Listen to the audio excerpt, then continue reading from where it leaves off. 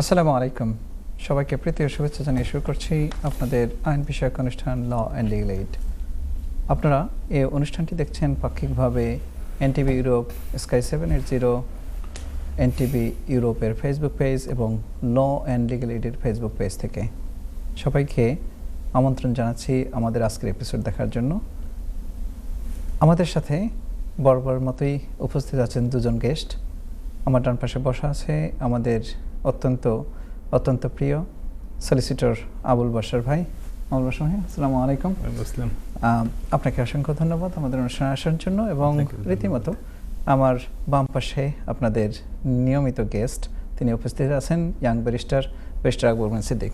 আকবর সিদ্দিক, আসসালামু আলাইকুম। ওয়ালাইকুম আসসালাম। আমাদের অতিথিদ্বয়কে শুভেচ্ছা জানিয়ে আপনাদেরকেও আমন্ত্রণ জানাচ্ছি আমাদের এই অনুষ্ঠানটি দেখার জন্য। এবং আমরা আজকে যে বিষয়টি নিয়ে আলোচনা করব সেটা হচ্ছে গত এপিসোডে আমরা আলোচনা করেছি ইমিগ্রেশন নিয়ে, ইমিগ্রেশনের যে human rights claim under medical ground, সেটা নিয়ে আমরা অনেকগুলো আলোচনা করেছি। মেডিকেল গ্রাউন্ডসের কতটুকু প্রসপেক্ট, কীভাবে অ্যাপ্লিকেশন করতে হয় এবং কতটুকু সাকসেসফুল হওয়ার সম্ভাবনা থাকে, কী কী করতে হয়, সেগুলো নিয়ে আলোচনা করেছিলাম। আজকেও সেই আলোচনাটাকে আমরা কন্টিনিউ করব।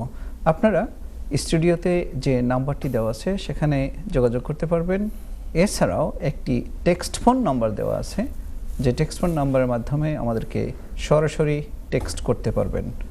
একটি ইমেল অ্যাড্রেস দেওয়া আছে, ইমেল অ্যাড্রেসের মাধ্যমেও অনুষ্ঠানে অথবা অনুষ্ঠানের বাইরে আপনারা যে আমাদের সাথে যোগাযোগ করেন, law and legal aid team আপনাদের যে কোনো কোয়েরিজ উত্তর দেওয়ার চেষ্টা করবে। আবারও ধন্যবাদ সবাইকে। জি, প্রথমে আমি চলে যাচ্ছি আমাদের গেস্ট সলিসিটর আবুল বাশার ভাইয়ের কাছে। জি বাশার ভাই, আপনি যদি একটু ইন এ নাটশেল আরেকটু যদি ব্যাখ্যা করেন যে আমরা যে আলোচনাটা করছিলাম সেখান থেকে আমরা শেষ করতে পারিনি পুরোটা, এখন কন্টিনিউ করব। একটা জিনিস আমি প্রথমেই আপনার কাছে আসতে চাচ্ছি যে হিউম্যান রাইটস ক্লেমের আন্ডারে কেন মেডিকেল গ্রাউন্ডসটাকে করা হয়, কেন নয় এটা ডিসক্রিশনারি লিভের আন্ডারে? ধন্যবাদ আপনাকে। সুন্দর একটা কোশ্চেন, গুড কোশ্চেন, যে এটাকে কেন আসলে হিউম্যান রাইটসের আন্ডারে অ্যাপ্লিকেশনটা করা হয়, কেন এটাকে ডিসক্রিশনারি লিভের আন্ডারে না। তো বেসিক্যালি মেডিকেল গ্রাউন্ডের অ্যাপ্লিকেশন যেগুলো আমরা করি সেগুলো করি হচ্ছে আর্টিকেল 3 আন্ডারে, আর্টিকেল 3 অফ ECHR, যেটা কিনা আমি লাস্ট এপিসোডে বলেছিলাম যে European convention on human rights, সেটা আর্টিকেল 3 আন্ডারে আমরা মেডিকেল গ্রাউন্ডের অ্যাপ্লিকেশনগুলো করি। আর যেহেতু আমরা আর্টিকেল 3 আন্ডারে করি সেহেতু আমরা এটাকে হিউম্যান রাইটসের আর্টিকেল 3 আন্ডারে শেপ আপ করে এটাতে ফেলে এটার আন্ডারে করার চেষ্টা করি, যেটা কিনা ডিসক্রিশনারি লিভের আন্ডারে না। তো এটা ছোট্ট এবং সহজ একটা ডিফারেন্স বা ব্যাখ্যা আর কি, যে কেন আমরা আর্টিকেল 3 আন্ডারে করি। জি বাশার ভাই, থ্যাংক ইউ সো মাচ। আমি ব্যারিস্টার আকবর বিন সিদ্দিক আপনার কাছে আসতে চাচ্ছি, বাশার ভাইয়ের কাছে আসবো। তার আগে সেটা হচ্ছে যে আপনি যদি একটু আমাকে বলেন যে এই যে ট্রাইব্যুনাল কেন এই যে যখন মেডিকেল গ্রাউন্ডসকে কনসিডার করে তখন অবজেক্টিভ এভিডেন্সকে একটু আপনি অবজেক্টিভ এভিডেন্সটা আমাদের দর্শকরা হয়তো বুঝতে নাও পারে, অবজেক্টিভ এভিডেন্সটাকে একটু বুঝিয়ে দিবেন যে কেন অবজেক্টিভ এভিডেন্সটাকে সো মাচ এমফাসাইজ দেওয়া হয়। জি, থ্যাংক ইউ ইমতিয়াজ ভাই, থ্যাংক ইউ এনটিভির দর্শক শ্রোতা সবাইকে।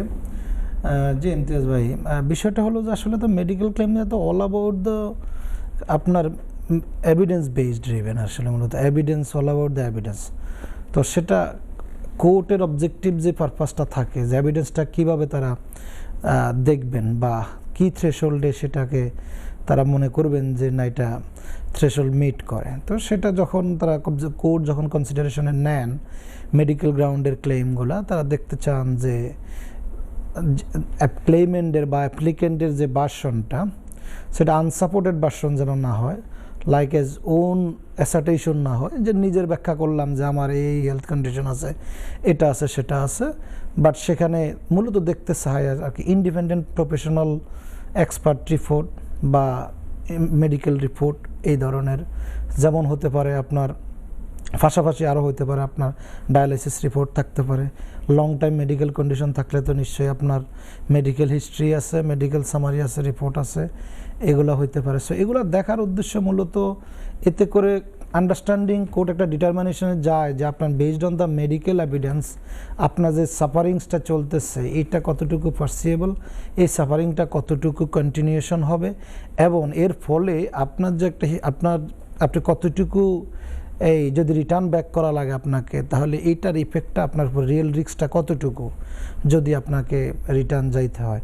মূলত অল অ্যাবাউট যেটা বলবো আমি, মেডিকেল ক্লেইমটা আসলে all about the evidence based. Plainly আপনাকে ইস্টাবলিশ করতেই হবে যে with the supported evidence. Thank you Bashar ভাই, আপনি এটাকে গত পর্বেও খুব সুন্দর করে ব্যাখ্যা করেছেন। তারপর আমি আরেকটু এই প্রশ্নটাকেই করতে চাই, সেটা হচ্ছে যে অনেকের জেনুইন ইলনেস থাকা সত্ত্বেও আমরা দেখি অনেকগুলো ক্লেম যেগুলো রিফিউজ হয়ে যায় বা এটাকে সাবস্টেন্সিয়েট করতে পারে না। সো সেটার ক্ষেত্রে আপনি একটু যদি বলেন যে কেন এটা হয়। আমি একটু কলটা নিয়ে আসবো, তো আপনি এই প্রশ্ন নিশ্চয়ই থাকেন। জি দর্শক, আসসালামু আলাইকুম। জি শফিকুল আলম ভাই, শফিকুল আলম ভাই বলুন, কেমন আছেন আপনি? আমি ভালো আছি। আমি মেন্টাল হেলথ এবং মেডিকেল রিপোর্ট নিয়ে এবং ইমিগ্রেশন নিয়ে কইব। এই যে স্যারে কইছিল আমি কইব যে আর্টিকেল তো আপনি করেন না, আমি কইব মেগনা কার্টা 1215 এটা এস্টাবলিশ হইছে। ওকে, আমরা কলারকে হারিয়ে ফেলেছি। আমাদের শফিকুল আলম না, শফিকুল আলম ভাই আমাদের নিয়মিত দর্শক, ওনার কণ্ঠ শুনলে আমরা বুঝতে পারি, বাট আমরা তাকে হারিয়ে ফেলেছি, দুঃখিত। শফিকুল আলম ভাই আপনি দেখতে থাকুন, আমরা আপনার হয়তো চেষ্টা করবো আবার কানেক্ট করার জন্য। যে আপনাকে প্রশ্নটি করেছিলাম যে কেন অনেক জেনুইন ক্লেমসও কেন হয়ে যায়। জেনুইন ক্লেম বলতে আমি হ্যাঁ, জেনুইন ক্লেম মানে অনেকের অসুস্থতা আছে এবং ক্যাটাগরির মধ্যে পড়ে, তারপরও অ্যাপ্লিকেশনগুলো ফেল করে। আমি ওটাই বলতে চাচ্ছিলাম যে দেখেন, যখন কেউ মেডিকেল গ্রাউন্ডে ভিসার অ্যাপ্লিকেশন করে, মেডিকেল গ্রাউন্ডে ভিসার অ্যাপ্লিকেশন মানে এটা একটা জেনুইন অ্যাপ্লিকেশন। এখন দেখার বিষয় যে মেডিকেল গ্রাউন্ডে ভিসার অ্যাপ্লিকেশন করার পরে ভিসাটা পাবে কিনা। অ্যাপ্লিকেশন করা এক জিনিস, ভিসা পাওয়াটা এক জিনিস, তো এটার মাঝখানে ডিফারেন্স আছে। এখন কেউ যদি মেডিকেল গ্রাউন্ডে অ্যাপ্লিকেশন করে কিন্তু তার মেডিকেল গ্রাউন্ডটা, তার ইলনেসটা যদি খুব লো ক্যাটাগরির হয়, যদিও বা ইলনেস সবার সাফারিংস সবার কাছে, বাট ভিসা পাওয়ার থ্রেশহোল্ডের ক্ষেত্রে দেখতে হবে যে ইলনেসগুলো যদি লো ক্যাটাগরির হয়, সেই ইলনেসগুলো যদি লাইফ থ্রেটনিং না হয় অথবা লাইফ এক্সপেক্টেন্সিটাকে যদি শর্টেন না করে দেয়, তাহলে কিন্তু ফার্স্ট টেস্টেই ফেল করবে যে মেডিকেল গ্রাউন্ড আছে, বাট তার সে মেডিকেল ইস্যু যেটা, ডিজিজ যেটা, একটু আপনাকে ক্যাটাগরাইজ করার জন্য আপনাকে একটু আরেকটা সাবসিকুয়েন্ট কোশ্চেন যেটা আমি আসতাম, বাট আমি মনে করি যে এখন আপনাকে, যে আগে তো আমাদের যে এখানে কোনো ডিজিজ যদি হয় যে মারা যাওয়ার মতো সিচুয়েশন কিনা বা কিছুদিনের মধ্যে মারা যাবে কিনা, এরকম থ্রেশহোল্ডটা খুব হাই ছিল, বাট জিম্বাবুয়ের পরে এটাকে একটু ব্রোডেন করা হয়েছে। সো সেটাও যদি আপনি দর্শকদের উদ্দেশ্যে একটু বলেন যে আমাদের এই যে গেটটা ওপেন হওয়া, বাট রাইটলি অ্যাপ্লিকেশনটা বিষয় এখন। রাইটলি অ্যাপ্লিকেশন যে প্রথম যেটা থ্রেশহোল্ড, যে তাদের কিন্তু ডিজিজটা সিরিয়াস হতে হবে এবং লাইফ শর্টনিং মানে লাইফ এক্সপেক্টেন্সিটাকে কিন্তু রিডিউস করবে, এটা কিন্তু এই টেস্ট তাদেরকে ফুলফিল করতেই হবে। এটা ছাড়া তাদেরকে দেখতে হবে যে এই অসুখগুলো যারা সাফার করছে, মেডিকেল ইস্যুগুলো থেকে যারা সাফার করছে, তাদের হোম কান্ট্রিগুলোতে তাদের এই অসুখগুলো ট্রিটমেন্ট আছে কিনা, সেই ট্রিটমেন্ট থাকলেও সেগুলো কতটুকু অ্যাফোর্ডেবল, সেই পার্টিকুলার অ্যাপ্লিকেন্টের ফাইন্যান্সিয়াল সিচুয়েশনের উপর বেস করে সেটা কতটুকু অ্যাফোর্ডেবল। আবার প্রথমে দেখবে যে অ্যাভেলেবিলিটি আছে কিনা, এবং অ্যাভেলেবিলিটি শুধু বাংলাদেশের পার্টিকুলার কোনো জায়গাতে থাকলে হবে না, অল ওভার বাংলাদেশ বা যে অ্যাপ্লিকেটেড দেশ যেটা হবে সেখানে আসলে সবখানে এটা অ্যাভেলেবল আছে কিনা, এবং অ্যাভেলেবল থাকলে সেটা অ্যাফোর্ডেবল কিনা। এবং এখানে আরেকটা কোশ্চেন চলে আসে যে বাংলাদেশ বলেন বা বিশ্বের মোটামুটি স্ট্যান্ডার্ড যে সমস্ত দেশ আছে সেই সব দেশগুলোতেই আসলে সব ট্রিটমেন্টই আছে, কিন্তু ট্রিটমেন্টের কোয়ালিটি এখানে একটা ফ্যাক্টর। কোয়ালিটি অ্যান্ড অ্যাফোর্ডেবিলিটি অনেক বড় একটা ফ্যাক্টর। যদি কোয়ালিটিটা খারাপ হয়, এখন দেখেন কেউ যদি ক্যান্সারে ভোগে, বাংলাদেশে তো ক্যান্সারের ট্রিটমেন্ট আছে, এই কারণে তো আপনার হোম অফিস থেকে রিফিউজ করে দিতে পারে না যে না তোমাদের দেশে ক্যান্সারের ট্রিটমেন্ট আছে। তো এখানে কোয়ালিটি একটা বড় বিষয়, ডক্টরদের এফিসিয়েন্সি একটা বড় বিষয় আছে, এখানে অ্যাফোর্ডেবিলিটি অবশ্যই দেখতে হবে। সো এই জিনিসগুলোকে কম্বাইন্ড যদি অ্যাসেস করা যায়, তাহলে হয়তো বা একটা কনক্লুশনে আসা যায় যে এই মেডিকেল গ্রাউন্ডের এই ক্লেমগুলোকে সাকসেস হওয়ার সম্ভাবনা কতটুকু, প্রসপেক্ট কতটুকু আর কি। তো অ্যাসেস করাটা খুব জরুরি। That is good.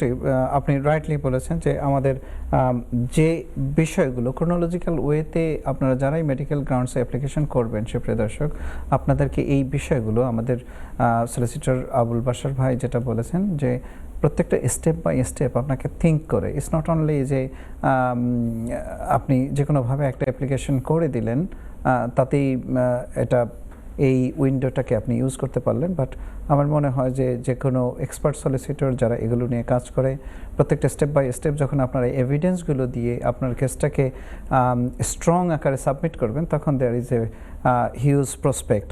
যেহেতু একটু আগেই আমরা আলোচনা করছিলাম যে যদি শুধুমাত্র আগে দেখা হতো যে এই যে পেশেন্ট যে অ্যাপ্লিকেশন করেছে মেডিকেল গ্রাউন্ডসে তার আসলে লাইফ লংজিভিটি কতটুকু, বাট এখন আসলে এটাকে একটু ওপেন করে ক্যাটাগরাইজ করে হিউম্যান রাইটসের আন্ডারে আরও একটু বার্ডেন করে এটাকে দেখা হচ্ছে। যথেষ্ট সুযোগ আছে যারা বিভিন্ন সাফারিংসে ভুগছেন। আমরা একটা কল নিয়ে আসবো। জি সুপ্রিয় দর্শক, আসসালামু আলাইকুম। হ্যালো, ওয়ালাইকুম সালাম। জি ভাই আমার লাইনটা কেটে গিয়েছিল। ওকে, শফিকুল ভাই।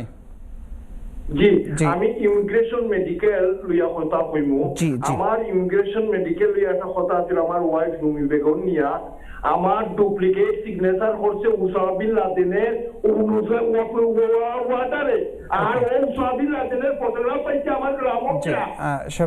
শফিকুল ভাই, আমরা আবারও তাকে হারিয়ে ফেলেছি, আমরা দুঃখিত। শফিকুল ভাই আপনি I am so sorry to hear that যে আপনি ফ্রডুলেন্ট ভিকটিম হয়েছেন, but of course there is lots of avenue in your hand. আপনি এটা কোর্টে যেতে পারেন অথবা আপনি পুলিশের কাছে রিপোর্ট করতে পারেন। বাট আমার মনে হয় যে আমাদের এখান থেকে শুধুমাত্র আপনার কথা শুনে হয়তো বা কতটুকু আমরা উত্তর দিতে পারবো আমরা জানি না, বাট যে কোনো এক্সপার্ট সলিসিটর বা যার কোনো আপনার নিয়ারেস্ট কারো কাছে যারা এই ক্রিমিনাল কেস নিয়ে কাজ করে অথবা ইমিগ্রেশন কম্বাইন্ড কাজ করে তাদের সাথে যোগাযোগ করবেন, আশা করি আপনার একটা রেমেডি পাবেন। যে পেশা করবেন সিদ্দিক, আপনার কাছে আসছিলাম। আপনি আমাদের সলিসিটর আবুল বাশার ভাই যেটা বলেছেন তার সাথে কোনো কিছু অ্যাড করবেন কিনা? জি না, থ্যাংক ইউ। উনি তো আসলে খুব ডিটেলসে বললেন, জাস্ট হালকা একটু বলতে চাই এটাই যে সেটা হচ্ছে যে মূলত আউটসাইড কান্ট্রি যে হোম কান্ট্রি থেকে আসছেন না কেন, হসপিটাল আছে, ট্রিটমেন্ট আছে, এটা অটোমেটিক্যালি আপনার এই ক্লেমটাকে ডিফেক্ট করে দিবে না। বাট অ্যাজ বাশার ভাই অলরেডি যেটা আপনাদেরকে বলছেন থ্রেশহোল্ড অনেক হাই, ক্রাইটেরিয়াগুলো ওগুলোর পাশাপাশিও আপনার আরও কিছু বিষয় থাকে। আপনি দেশে যখন রিটার্ন যাবেন ডিসক্রিমিনেশন ওখানে শেখানো হবেন কি না, সোশ্যাল সিগমা কতটুকু কাজ করবে, প্লাস আপনি ফ্যামিলি সাপোর্টটা কতটুকু পাবেন, এগুলো পাশাপাশি মানে মেডিকেল ট্রিটমেন্ট অ্যাভেলেবিলিটির পাশাপাশি এই বিষয়গুলো কিন্তু রাইট এক্স্যাক্টলি। তো এইগুলো থাকবে। সো এটা মনে করার কারণ নাই যে ট্রিটমেন্ট দেশে আছে ওরা বলছে বলেই যে এটা অটোমেটিক্যালি ক্লেমটা রিফিউজের দিকেই চলে যাবে বা আপনার কোনো হোপ নাই, সেটা না। বাট পাশাপাশি যেগুলো আমি বললাম বা বাশার ভাই তো অলরেডি এক্সপ্রেস করলেন, এগুলো যদি এস্টাবলিশ করা যায় তো ইনশাল্লাহ এটা আসলে সম্ভব মেডিকেল গ্রাউন্ডে। জি বাশার ভাই, আপনি তো আসলে বিষয়টা যে হোম অফিস কীভাবে দেখে সেটাকে ব্যাখ্যা করেছেন।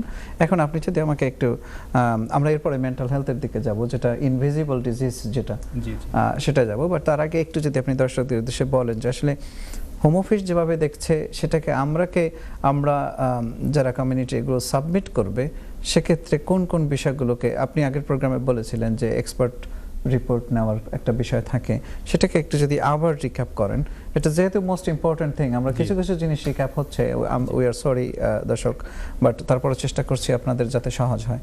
জি জি, আকবর ভাই কিছুটা ইন্ডিকেশন দিয়ে কভার করেছেন আর কি in this regard objective evidence. তো বেসিক্যালি সাবজেক্টিভ এভিডেন্স আর অবজেক্টিভ এভিডেন্স দুই রকমের জিনিস। আমি দর্শকদের জন্য একটু ক্লিয়ার করি, হয়তো ওনারা একটু পারপ্লেক্সড হয়ে যেতে পারেন।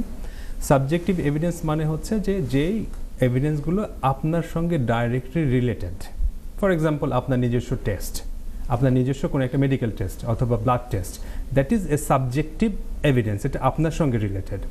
কিন্তু ধরেন আমরা একটা এক্সপার্ট রিপোর্ট নিয়ে আসলাম বা টেস্ট করালাম, সেটা অন্য মানুষের, সেটা কিন্তু আপনার কেসের জন্য ডাইরেক্টলি আপনার সঙ্গে ইনভলভ না, ওগুলোকে বলে objective test. For example cancer পেশেন্টরা বাংলাদেশে কি সাফারিংস করে হোল একটা যদি রিপোর্ট আসে, একটা রিপোর্ট কেউ সাবমিট করে, তাহলে সেটাকে কনসিডার করা হয় অবজেক্টিভ টেস্ট। তখন সাবজেক্টিভ টেস্ট তো আপনাকে দিতেই হবে, আপনার যে সমস্ত ডিজিজ আছে, ইলনেস আছে, সেগুলোর বিষয়ে আপনার নিজস্ব সাফারিংস কী হবে সেটা তো আপনি দিবেনই, কিন্তু এটার সঙ্গে যেটা দিতে হবে সেটা হচ্ছে অবজেক্টিভ টেস্ট, যে আপনি যখন বাংলাদেশে ব্যাক করবেন তখন এই ধরনের মানুষের এই ধরনের অসুখ যাদের আছে তারা আসলে কী ধরনের সাফারিংসের শিকার হতে পারে।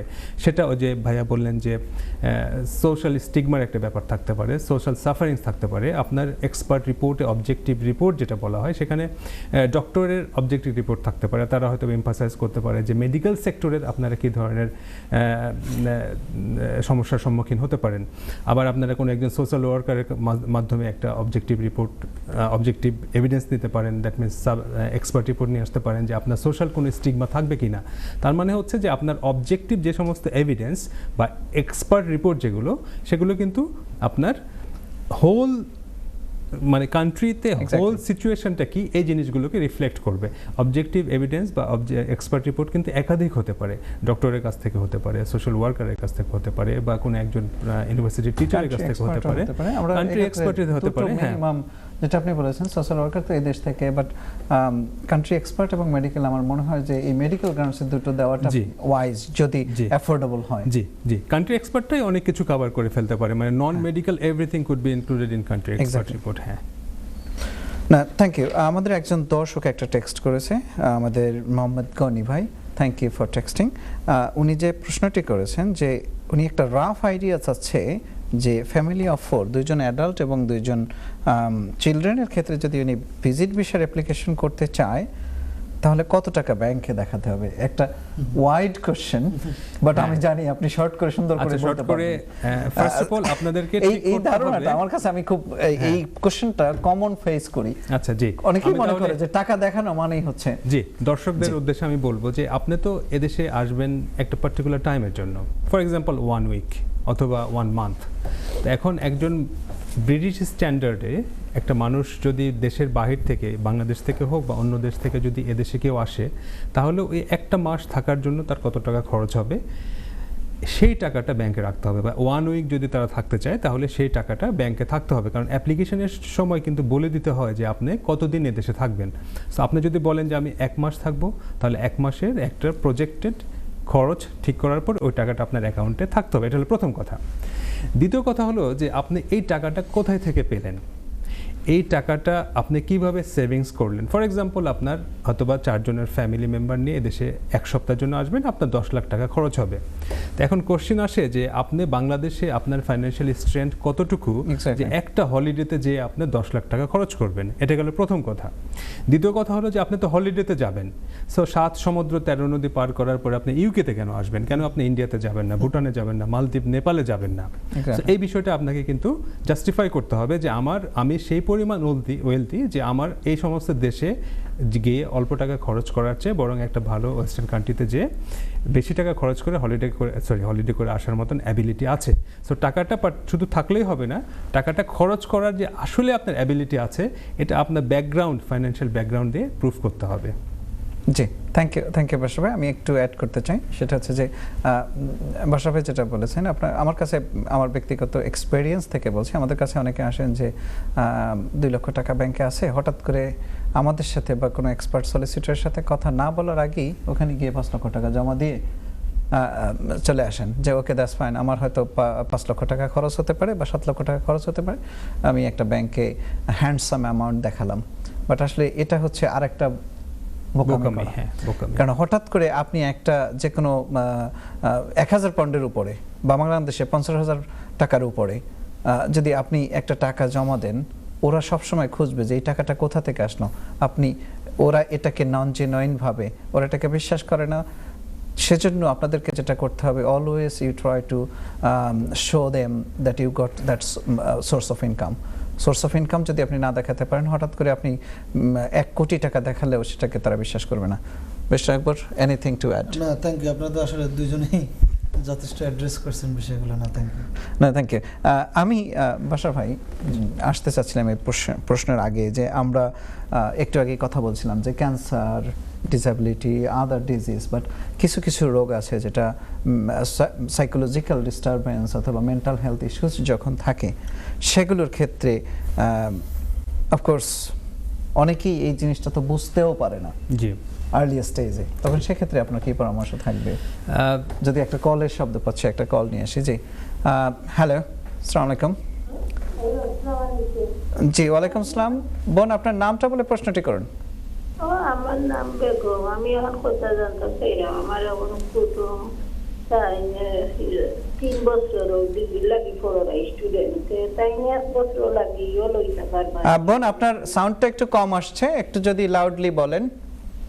ও আমার এখন আত্মীয় স্টুডেন্ট, জি তাই 3 বছর ডিগ্রি কোর্স পড়া থাকে, জি তাই চাইলে 1 বছর লইতে পারবা নি মাঝখানো গেপ। এক বছর কি নিবে বোন? গ্যাপ নি তারি পড়া, যেমন 1 বছর ও গ্যাপ নিতে চাচ্ছে সেই স্টুডেন্ট পর্যন্ত তানিও আছে।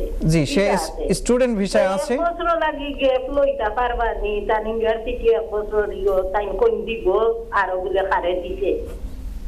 ওকে ওকে, আর কোনো প্রশ্ন বোন আপনার? জি আর কোনো প্রশ্ন আছে আপনার? না, তো ওটা তা জানলে ভালো। জি, থ্যাংক ইউ। আপনি দেখতে থাকুন, আমরা প্রশ্নের উত্তরটি দেব। জি বাশার ভাই। জি, ধন্যবাদ। আমি যেটা বুঝেছি যে ওনার আত্মীয় ডিবিএ কোর্স করছেন এবং মাঝখানে 1 বছরের স্টাডি গ্যাপ নিতে চান। হ্যাঁ, তো ফার্স্ট অফ অল উনি যেহেতু ইন্টারন্যাশনাল স্টুডেন্ট, সেহেতু ওনার জন্য স্টাডি গ্যাপ নেওয়াটা অনেক রেস্ট্রিক্টেড। সো ইউনিভার্সিটি যখন তাকে অ্যাডমিশনটা দিয়েছে, তখন তারা কনফার্মেশন অফ স্টাডিজ ক্যাশ দেয়। ওখানে কিন্তু একটা course start date and course end date থাকে এবং ওই সময়টুকুর মধ্যেই আপনার কোর্সটাকে শেষ করতে হয়। এখন এখানে যদি কোনো ধরনের অল্টারেশন করার প্রয়োজন হয়, এখন সেটা পার্টিকুলার কোনো রিজনে হতে পারে, তার প্রাইভেট লাইফের জন্য প্রাইভেট রিজনে হতে পারে, দেশে কোনো সমস্যা হতে পারে, অনেক সময় ক্লোজ ফ্যামিলি মেম্বার্স মারা গেলে সে সমস্ত ক্ষেত্রে হয়তো বা ব্রেক নেওয়ার প্রয়োজন হতে পারে। তো স্টাডি গ্যাপটা লোকাল স্টুডেন্ট যারা, তারা কিন্তু ইজিলি নিতে পারে, কিন্তু ইন্টারন্যাশনাল স্টুডেন্ট যখন স্টাডি গ্যাপ নিতে চাইবে বা নেওয়ার চেষ্টা করবে, তখন তাদেরকে ফার্স্ট ইউনিভার্সিটির সঙ্গে কথা বলতে হবে। ইউনিভার্সিটির সঙ্গে কথা বলার পরে ইউনিভার্সিটি যদি পারমিট করে এবং সেটাকে ভিসার সঙ্গে কোঅর্ডিনেট করে যদি পারমিট করে, তাহলে নিতে পারবে, আদারওয়াইজ নেওয়াটা সম্ভব না। প্র্যাকটিক্যালি আমি বলবো যে স্টাডি গ্যাপ নেওয়াটা অনেক ডিফিকাল্ট, অনেক কমপ্লিকেটেড অ্যান্ড ডিফিকাল্ট। আমার মনে হয় না ইউনিভার্সিটি ইন্টারন্যাশনাল স্টুডেন্টকে অ্যালাউ করবে। জি জি, thank you so much, thank you. আমরা আপনাকে পুরনো প্রশ্নে চলে যেতে চাচ্ছি, যেটা আপনাকে জিজ্ঞাসা করেছিলাম, যদিও আমাদের খুব শর্ট টাইমের মধ্যে ব্রেকে যেতে 1 মিনিটের মধ্যে ব্রেকে যাবো, বাট আপনি কন্টিনিউ করেন প্লিজ। আমার প্রশ্নটা ছিল যে আমরা ফিজিক্যাল হেলথ নিয়ে কথা বলেছি, মেন্টাল হেলথ যেটা ইনভিজিবল, অনেক সময় দেখাও যায় না, সেটা নিয়ে আপনি, এবং এটার কতটুকু প্রসপেক্ট আছে? আচ্ছা, এটার প্রসপেক্ট, যারা মেন্টাল হেলথ নিয়ে সাফার করছে, হয়তোবা তারা অনেক সময় জানে না যে তারা মেন্টাল হেলথ নিয়ে সাফার করছে, বাট আমি বলবো যে যারা ইমিগ্রেন্ট, এখানে আমরা যেহেতু ইমিগ্রেশন লর বিষয়ে কথা বলছি, ভিসা সংক্রান্ত বিষয়ে কথা বলছি, ইমিগ্রেন্ট যারা, তাদের যদি কখনো মনে হয় যে না আমি মেন্টাল হেলথের পেশেন্ট হতে পারি বা আমার কোনো ধরনের মেন্টাল প্রবলেম হচ্ছে বা আমি মনে করছি হতে পারে বা আমি সাফার করছি, তাহলে আমি অ্যাডভাইস করব প্রথমে জিপির সঙ্গে যোগাযোগ করার জন্য। জি, আমাকে ব্রেকে যেতে হবে, তো যার কারণে আপনাকে থামিয়ে দিচ্ছি। সুপ্রিয় দর্শক, আমরা ফিরে আসছি বিরতির পরে, আমরা কন্টিনিউ করব আমরা যে আলোচনাটি করছিলাম, মেডিকেল গ্রাউন্ডস এবং ইমিগ্রেশন। সো আমাদের অনুষ্ঠানটি দেখতে থাকুন। যদি কোনো প্রশ্ন থাকে স্টুডিও নাম্বারটিতে যোগাযোগ করতে পারবেন অথবা টেক্সট ফোন নাম্বারের মাধ্যমে যোগাযোগ করতে পারবেন। সুপ্রিয় দর্শক, বিরতির পরে আবারও সবাইকে শুভেচ্ছা জানাচ্ছি আমাদের ল অ্যান্ড লিগ্যাল এইড অনুষ্ঠান দেখার জন্য। আপনারা দেখছিলেন, আমরা আলোচনা করছিলাম ইমিগ্রেশন আন্ডার মেডিকেল গ্রাউন্ডস। আপনারা আমাদের সাথে যোগাযোগ করতে পারবেন স্টুডিওতে যে নাম্বারটি দেওয়া আছে এবং একটি টেক্সট ফোন নাম্বার দেওয়া আছে, যাতে টেক্সট করে অথবা অনুষ্ঠানে বা অনুষ্ঠানের বাইরে আপনারা ইমেল করে আমাদের সাথে যোগাযোগ করতে পারবেন, যে ইমেল অ্যাড্রেসটি স্ক্রিনে দেওয়া আছে। দর্শক, আমরা আলোচনা করছিলাম মেডিকেল গ্রাউন্ডস, আমরা ফিজিক্যাল ইলনেসের কথা বলেছি, আমরা আলোচনা করছিলাম যে মেন্টাল হেলথ ইস্যুস যদি কারো থাকে এবং সাইকোলজিক্যাল কোনো ডিস্টারবেন্স যদি থাকে, তখন সেটাকে কিভাবে করতে হয় আমরা ওই আলোচনায় কন্টিনিউ করব। তার আগে একটা কল নিয়ে আসি। জি দর্শক, আসসালামু আলাইকুম ভাই, আপনার নামটা বলে প্রশ্নটি করুন। জি, আমার নাম হলো ভাই আব্দুল জব্বার। জি ভাই, জি ভাই বলুন। আপনি একটা কোয়েশ্চেন আছে ভাই ব্যারিস্টার সাহেব। জি বলুন। যে আমি এই যে 18 বছর মানে আমার হয়েছে আসা 18 ইয়ার্স। জি, বর্তমানে আমি আপনার প্রত্যেক মাসে সাইন দেই ডিজিটাল। আর জি। আমার একটা মেয়ের বয়স 5 বছর এই দেশে Okay. ইউকেতে। তো আমি চাচ্ছিলাম বর্তমানে 20 ইয়ার্সের রাইট আর কি কেস, মানে আমি আবার নতুন ভাবে ফাইলটা জমা দিতাম। এই অবস্থায় কি 18 ইয়ার্সে যদি আমি এখন 20 ইয়ার্সে এটা জমা দেই, আমার 18 ইয়ার্সের সব ডকুমেন্ট আছে এ টু জেড। জি। এটা করলে কি আমার এখন হবে না কতদিন সময় রাখতে পারে যদি আপনি- কাইন্ডলি আমাকে বলেন। জি, থ্যাংক ইউ। একটা প্রশ্ন, সেটা হচ্ছে আপনার লাস্ট অ্যাপ্লিকেশন আপনি কবে করেছেন?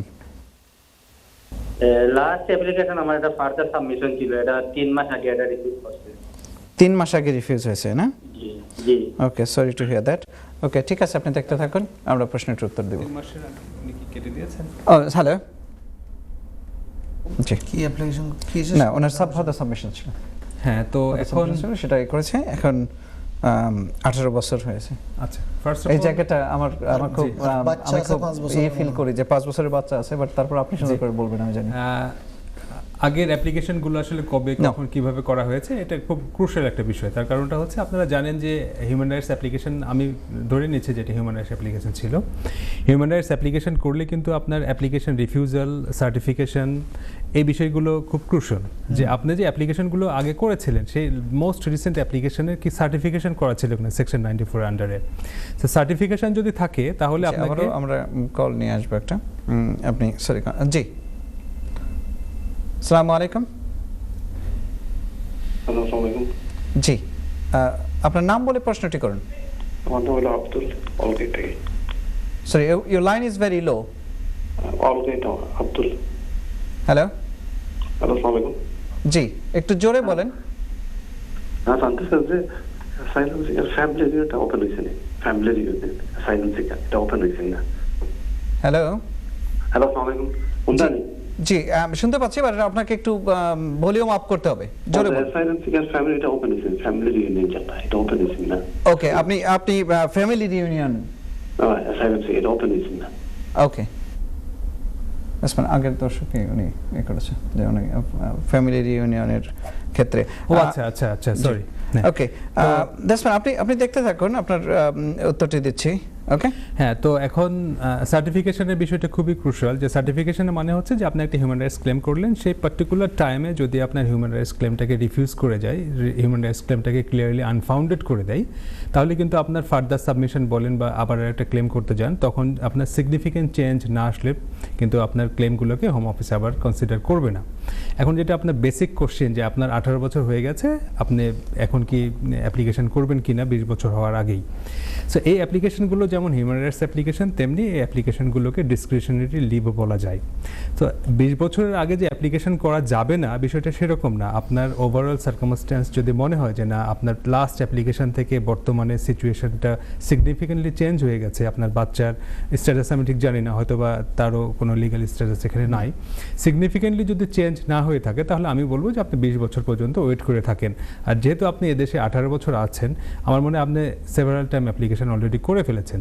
আমার মনে হয় যে নতুন করে আবার চান্স না নিয়ে 20 বছরের জন্য ওয়েট করেন, 20 বছর পরে অ্যাপ্লিকেশনটা করে দিলে আমার মনে হয় বেটার হয়। জি। এটাই হলো আমার মনে হয় বটম জি, লাইন। Thank you.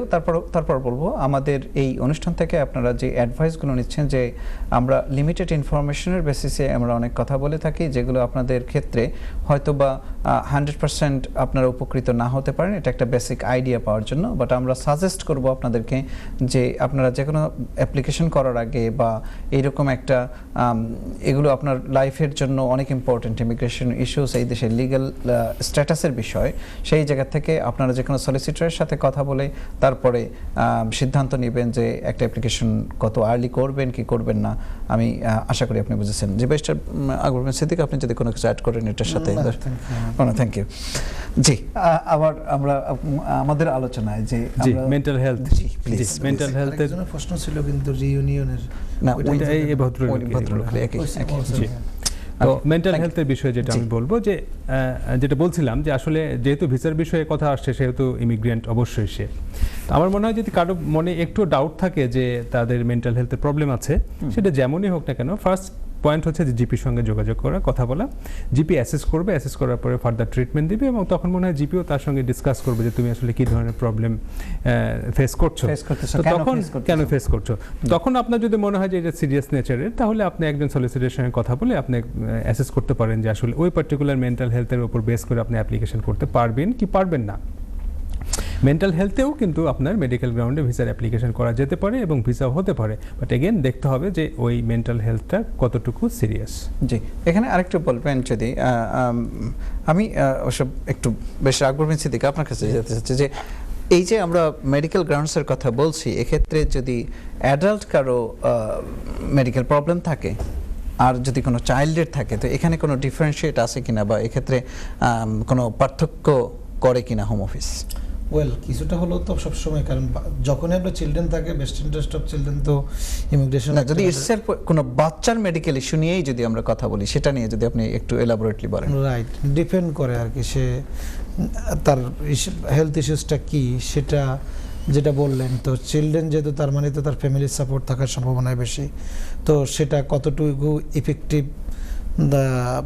সাপোর্ট সে পাবে রিটার্ন যদি হোম কান্ট্রিতে যায়, এবং এখানে বা তার treatment considering the home country এবং এখানে, তো সেখানে যেহেতু বাচ্চা ম্যাটারটা আসে, যদি ওয়েল কেয়ার না হয় এবং যদি তার বেস্ট ইন্টারেস্টটা যদি এফেক্টেড হয়, যদি দেশে রিটার্ন যাওয়াটা, তাহলে অবশ্যই এখানে কনসিডারেশন নেওয়া হবে যদি মেডিকেল গ্রাউন্ড থাকে এবং সেই অনুযায়ী যদি এভিডেন্স আসলে প্রোভাইড করা যায়। জি জি, থ্যাংক ইউ। পাশাপাশি কিছু বলবেন? আমি একটু অ্যাড করতে চাই। খুব সুন্দর একটা পয়েন্ট। হ্যাঁ, খুব সুন্দর পয়েন্ট। সেটা হচ্ছে যে বাচ্চাদের জন্য আলাদা একটা প্রোটেকশন থাকে। আকবর ভাই যেটা বলছিল যে বেস্ট ইন্টারেস্ট অফ চাইল্ড, আপনার সেকশন 55 বর্ডার সিটিজেনশিপ অ্যাক্ট, এটার আন্ডারে অ্যাডাল্ট এবং বিলো 18 এদের মধ্যে বিলো 18 যারা, তাদের একটা এক্সট্রা সিকিউরিটি, এক্সট্রা প্রোটেকশন দিয়ে দেয় ওই সেকশন 55, যার ফলে আপনার একজন অ্যাডাল্টের ক্লেম যখন হয় তখন অ্যাডাল্ট একটা সার্টেন স্টেজ পর্যন্ত যায়।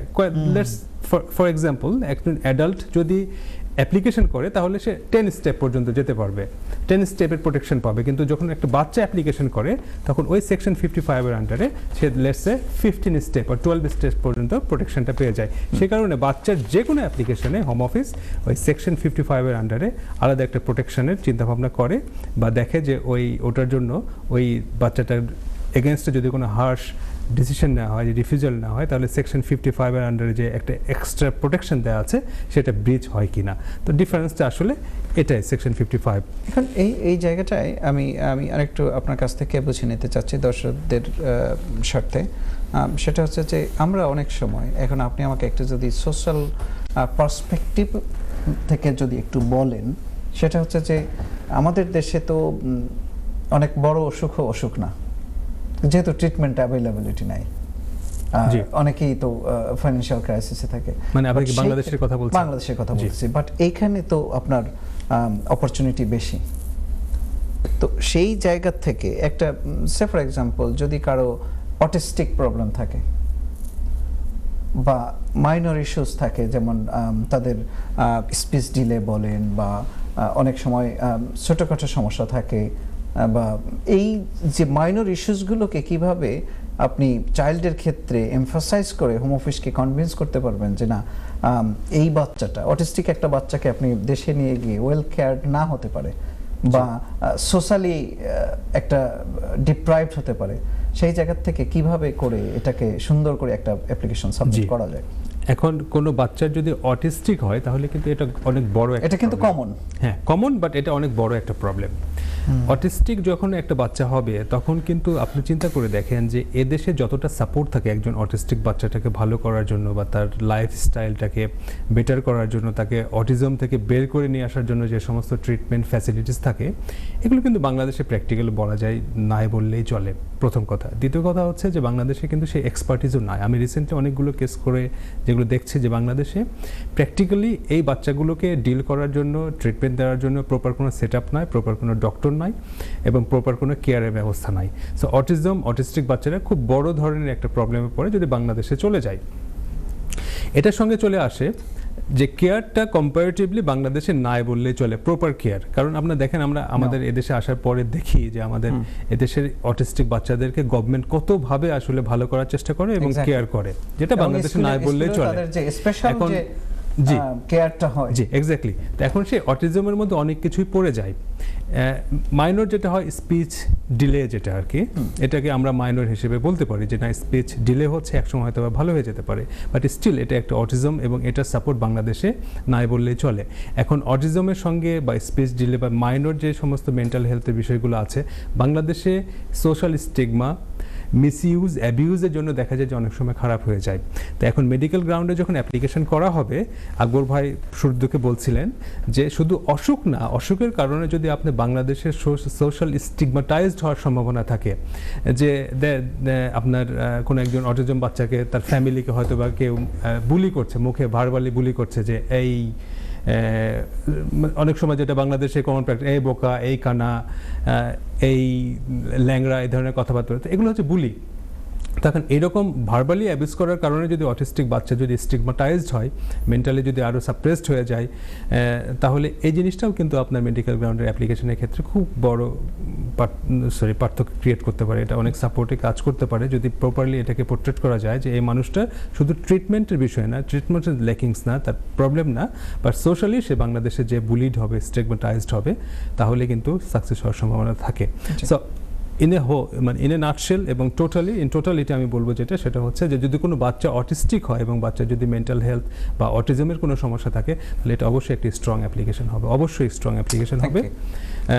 আমি একটু অ্যাড করতে চাই, লাস্ট প্রোগ্রামে আমরা বলছিলাম যে মেডিকেল গ্রাউন্ডের অ্যাপ্লিকেশনটাকে আমরা সব সময় বলি যে আপনারা লাস্ট রিসোর্ট হিসেবে ইউজ করবেন। আপনাদের কনভেনশনাল যে সমস্ত অপশানগুলো আছে, স্টুডেন্ট, পিএসডব্লিউ, ওয়ার্ক পারমিট, এই সবগুলোকে যদি আপনি ট্রাই করার পরে ওগুলোকে ইউজ না করতে পারেন, only then you should try for medical ground visa application. So যদি এরকম সিচুয়েশন হয় যে না আপনার মেডিকেল গ্রাউন্ড করতেই হবে, আর কোনো অপশন নাই, এবং সেক্ষেত্রে যদি অটিজম থাকে বাচ্চাদের, তাহলে I would say this could be a strong application. Thank you Basha ভাই। আকবর বিন সিদ্দিক, আপনার কাছে আসবো এবং আপনার কাছ থেকে একটু আমি খুব সুন্দর করেই শুনতে চাই, যেটা হচ্ছে যে সোশ্যাল স্টিগমা নিয়ে আপনি আজকে আলোচনায় এই পয়েন্টটাকে এনেছেন এবং আমি আই ডু অ্যাপ্রিশিয়েট এই সোশ্যাল স্টিগমা থেকে। আপনাকে আমি একটা ছোট্ট বিষয় বলি, আমাদের ভিতরে একটা মিসকনসেপশন আছে, আমরা যারা মুসলিম বা আমাদের সমাজেও একটা মিসকনসেপশন আছে, যদি একটা ডিসেবল বাচ্চা হয়, একটা কমন থাকে যে বাবা মার কোনো পাপের ফসল। একটু আপনি যদি বলেন, I do understand it's very difficult thing, বা এই অন এয়ারে এরকম কথা বলা, বাট আমাদের এই যে সোশ্যাল ব্যারিয়ার্স থেকে আসলে বের হতে হবে। জি থ্যাংক ইউ। যদিও এখানে লিগ্যাল ম্যাটারের আলোচনা, বাট ওটা তো আসলে ধর্মীয়। আমি কেন বলছি এটা রিলেট করছি এইখানে, যে বাচ্চাটা ফেরত যখন যাবে তখন সে বিভিন্ন ভাবে বুলিং এর শিকার, আমাদের বাশার ভাই বলেছেন বুলিং এর শিকার হবে। ইনডিড হচ্ছে, সেটা হয়। আমি নিজেও জানি অনেকের ক্ষেত্রে, যেমন আমাদের অনেক ক্লায়েন্ট আছে, বলেন পরিচিত আছেন বা ফ্যামিলির আরও রিলেভেন্স আছেন, সেটা তো আমরা অনেক সময় মানুষের সাথে যখন ইন্টারাকশন হয়, তাদের থটটা তো দেখি, তারা তো বলেন যে প্লেনলি, তারা ডাইরেক্টলি বলেন যে বাবা মার হয়তো কোনো পাপ ছিল, এর ফলে বাচ্চারা ডিসেবিলিটি হয়। যদিও আমার কোয়েশ্চেন থাকে এক্ষেত্রে অনেক, তো তাহলে আপনার বাচ্চা কিভাবে সুস্থ হলো? কারণ আসলে তো নবী রাসূল ছাড়া কেউরই তো কোনো পাপ নাই, পাপ ছাড়া তো আর কেউ নাই। তো না থাকলে তাহলে আপনাদের সন্তান কিভাবে সুস্থ হলো? তারাও তো ডিসেবল হওয়ার কথা। সো আসলে তো ধর্মীয়ভাবে যতটুকু আন্ডারস্ট্যান্ডিং আমাদের, ভুল ব্যাখ্যাটা দিয়ে, সো এখানে আসলে ধর্মীয় এক্সপ্লেনেশনটা টোটালি ডিফারেন্ট। সেখানে আল্লাহ তাআলার পক্ষ থেকে এটাকে আমার প্রশ্নটা যদি আপনাকে আবার বলি, সেটা হচ্ছে যে এই যে সাফারিংস, এটা যে কত বড় সাফারিংস আপনার বাচ্চা এবং ওই ফ্যামিলি, এটাকে আপনি কিভাবে হোম অফিসকে কনভিন্স করবেন? পুরো ফ্যামিলিটাই তো সাফার করে। আপনি তো তখন মেন্টালিও এটা আপনাকে খুবই হেলথটাও ডিক্লাইন করে দেয়। আপনি তাছাড়া তো ওই বাচ্চাটাও যদি এক একজনের হেলথ ইস্যুস তো আসলে এক এক রকম ডিসেবিলিটি। এখন বাচ্চাটা হয়তো দেখা গেছে শুনতে পায়, ঠিক আছে, সে মিউট না, ডিপ না, ঠিক আছে, কিন্তু সে তো যখন এগুলো শুনে, তো অফকোর্স তো হয়তো তার অন্য ধরনের ডিসেবিলিটিস আছে। সো এটা শোনার পরে তো স্বাভাবিকভাবে সে নিজকে তো ডিমোটিভেটেড হয়ে যায়। বা দেখা যাচ্ছে যে সে যতটা সাপোর্ট পাওয়ার কথা, এখন ফ্যামিলিও যখন এই কথাগুলো শুনে যতটুকু কেয়ার দরকার ছিল বাচ্চার প্রতি ওই কেয়ারটা তো আসলে দেয় না, মাথা ট্রিগার করে যে অনেক সময় যে না আসলেই মনে হয় আমি কোনো কিছু একটা ভুল করছি তাই এটা হয়েছে। তো এটার কারণে বাচ্চাটাকে তো লেজিটিমেটলি তার নিজেই অনেক সময় ফিল করে যে না মনে হয় আমি যেহেতু পাপ করছি আমার বাচ্চাটাও ওই রকম ভাবে লেজিটিমেটলি বৈধ না, মানে ওই অর্থে বুঝাচ্ছি না, মানে আমি হচ্ছে আমার বাবা মায়ের কোনো ইসের কারণে আমি সাফার করতেছি, এটা তো ডিটারেট করে আরো করে রাইট। এই বিষয়গুলো তো আমাদের দেশের প্রেক্ষাপটে তো আসলে হচ্ছে, তাহলে এইগুলো যদি তুলে আনা যায়, যদি আপনি ডিসেবিলিটি যখন ইস্যুসগুলো আসবে এবং দেশের এই প্রেক্ষাপটে যেগুলো হচ্ছে মানুষের এই থটগুলো বা এইভাবে যে এফেক্টেড হচ্ছে এগুলো যদি গোছালোভাবে তুলে আনা যায়, বিশেষ করে কান্ট্রি রিপোর্টে তো এসে যাবে, যদি এক্সপার্ট রিপোর্ট আনেন আপনি ভালোভাবে এগুলো এসে যাবে, মানে এটা খুব হেল্প করবে যদি হ্যালো আমরা কলারকে হারিয়ে ফেলেছি। জি আকবর বিন সিদ্দিক আপনাকে অসংখ্য ধন্যবাদ। যে এই বিষয়গুলোই আসলে খুব ইম্পর্টেন্টলি এবং এক একটা অ্যাঙ্গেল থেকে কিভাবে আপনি আপনার হ্যালো ওকে সরি আমরা কলারকে হারিয়ে ফেলছি। আমরা চেষ্টা করবেন আপনারা যারাই এই মেডিকেল গ্রাউন্ডস অ্যাপ্লিকেশন করেন এই খুঁটিনাটি বিষয়গুলোকে আপনি যত সুন্দরভাবে রিপ্রেজেন্ট করতে পারবেন। হ্যাঁ হয়তোবা দেখা গেছে যে গত প্রোগ্রামে আমাদের বাসার ভাই বলেছিলেন যে যখন এক্সিকিউটিভ ডিসিশন আসে হোম অফিস থেকে সেই এক্সিকিউটিভ ডিসিশনটা হয়তো আপনি ওভারকাম নাও করতে পারেন, বাট অ্যাপিলেট কোর্টে যখন আপনি ফার্স্ট ইয়ার ট্রাইব্যুনালে যাবেন অ্যাপিল রাইটস নিয়ে, কোর্ট কিন্তু আপনার সম্পূর্ণ যা সাবমিট করেছেন কিভাবে ডকুমেন্টস দিয়েছেন এই অ্যাপ্লিক্যান্টসের ফিরে যাওয়ার ক্ষেত্রে কতটুকু সোশ্যাল স্টিগমা বলেন শারীরিক সমস্যা বলেন বা তার কি কি প্রবলেমস হতে পারে সেগুলোকে খুব সুন্দরভাবে দেখবে। বাট আমি বাসার ভাই আপনার কাছে আসবো যে হোম অফিস যেটাকে খুব করে দেখে যে এই this is UK is not hospital of the world. G so এইটাকে আপনি কিভাবে বলবেন? আমি এই কথাটা বলার আগে একটা কথা অ্যাড করে দিই, সেটা হচ্ছে যে আমরা কিন্তু মেডিকেল গ্রাউন্ড করি। জি আর্টিকেল 8 আর্টিকেল 3 অলমোস্ট সবাই জানে। জি আর্টিকেল 3 আন্ডারে মেডিকেল গ্রাউন্ডের অ্যাপ্লিকেশন, কিন্তু মজার বিষয়টা হচ্ছে যে আর্টিকেল 3 তে কিন্তু বলা না যে মেডিকেল গ্রাউন্ড অ্যাপ্লিকেশন। আকবর ভাই যেটা বলছিলেন, আপনি যেটা কোশ্চেন করছিলেন, যেটা মনে হয় ধর্মীয় বিষয় বা সামাজিক বিষয়, ওখানে কিন্তু বলাই আছে যে inhuman and degrading treatment. Yes, you got the right point. Yeah. Inhuman and degrading treatment that falls under Article 3. Article 3, okay? So এখানে কিন্তু আপনার মেডিকেল গ্রাউন্ডে যে হতে হবে not necessary. আপনার একটা পা নাই, ঠিক আছে, আপনার পা নাই, একটা পা আপনার হয়তো জন্ম থেকে কাটা পড়ে গেছে, দুটো আঙ্গুল নাই, সো এটা কিন্তু ইন এ সেন্স কিন্তু মেডিকেল ইস্যু না।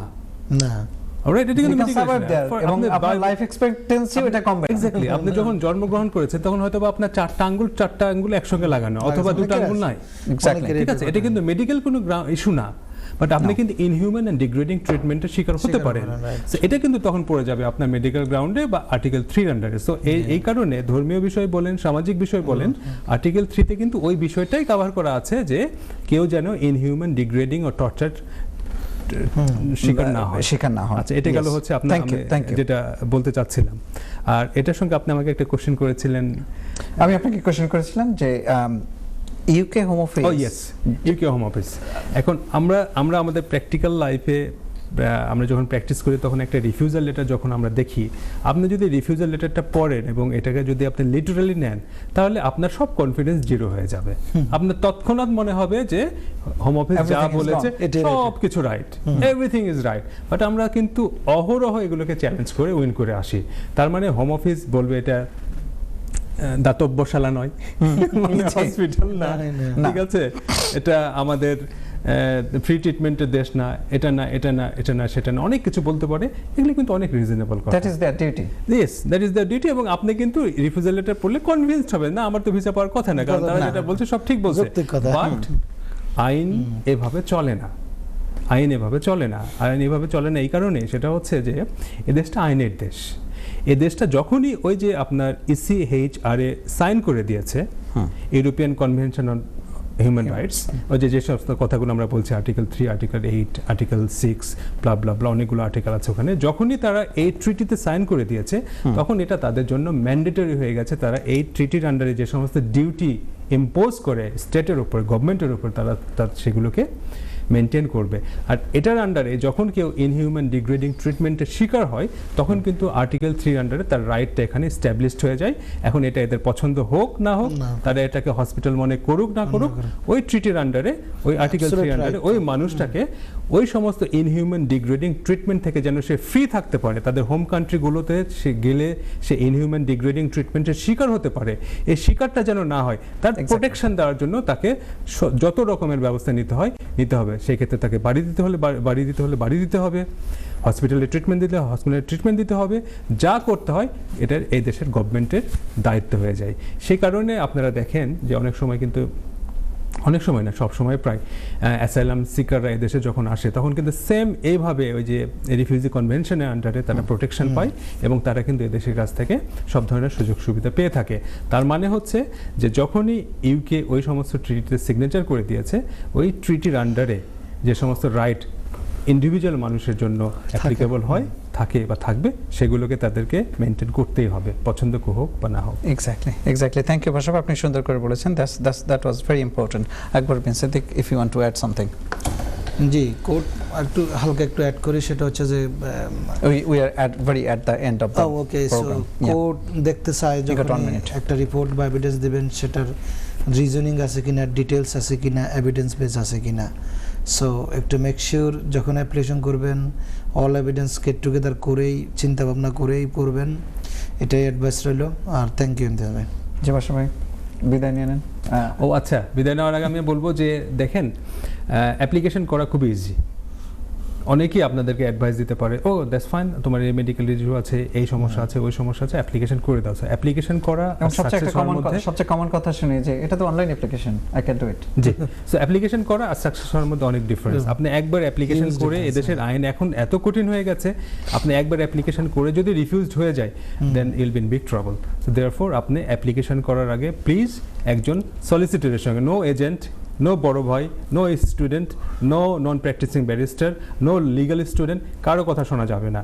ট্রাস্ট মি, আমরা প্রচুর স্টুডেন্টকে দেখেছি, প্রচুর ক্লায়েন্টদেরকে দেখেছি, তারা এই সমস্ত মানুষদের কথা শুনে লাইফটাকে একদম নষ্ট করে ফেলেছে। ভাই সলিসিটররা হয়তো বা টাকা চার্জ করতে পারে, হালকা কিছু কনসালটেশন ফি চার্জ করতে পারে, বাট এটার ভ্যালু আছে, আপনার লাইফটা অ্যাটলিস্ট নষ্ট হবে না। আমি একটু সময় পেলে একটু বলবো, সেটা হচ্ছে যে সলিসিটরদের কাজ হচ্ছে ব্রেক করা। আমি সবসময় এই কথাটা বলি যে সবাই গাড়ি চালাতে পারে, কিন্তু ব্রেকটা কখন করতে হয় এই কাজটা করবে হচ্ছে সলিসিটর। অলরাইট, সো সলিসিটরের কাছে না গেলে আপনি ব্রেকটা করতে পারবেন না। Thank you so much, it was very helpful. দর্শক, আপনারা দেখছিলেন ল অ্যান্ড লিগ্যাল, এটা আমরা বিশদভাবে আলোচনা করেছি মেডিকেল গ্রাউন্ডসে আপনারা কিভাবে একটা সাকসেসফুল অ্যাপ্লিকেশন করতে পারেন এবং কিভাবে এই অ্যাপ্লিকেশনগুলো করা উচিত। এই একটা 1 ঘন্টার প্রোগ্রামে এগুলোকে সব সুন্দর করে উপস্থাপন করাটা অনেকটা টাফ, এবং প্রত্যেকটা ইন্ডিভিজুয়াল কেসের ক্ষেত্রে ইন্ডিভিজুয়াল ম্যারিজ থাকে, ইন্ডিভিজুয়াল জিনিস থাকে যেগুলোকে প্রুভ করতে হয়। আপনারা আমাদের সাথে যোগাযোগ করবেন, অনুষ্ঠানের বাইরেও আমরা চেষ্টা করব হেল্প করার। শুভরাত্রি।